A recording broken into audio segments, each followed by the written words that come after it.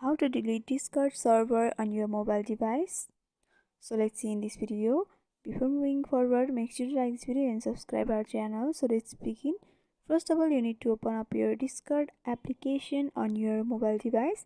After opening up, you have to log in to your Discord account. So after logging in, you'll be able to see the home page of Discord.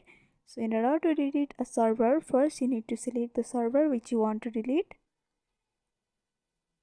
After selecting, the server will be displayed on your mobile device. So in the top right corner, you'll be able to see the three-dotted horizontal line. You have to simply tap on that.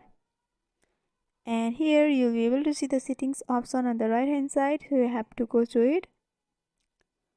In the settings, you'll be able to see the various options. So you have to go through the overview option in the first. And after that, you have to scroll down below. And at last you'll be able to see the delete server option, so you have to tap on that and go for yes. And after a few seconds your Discord server will be deleted.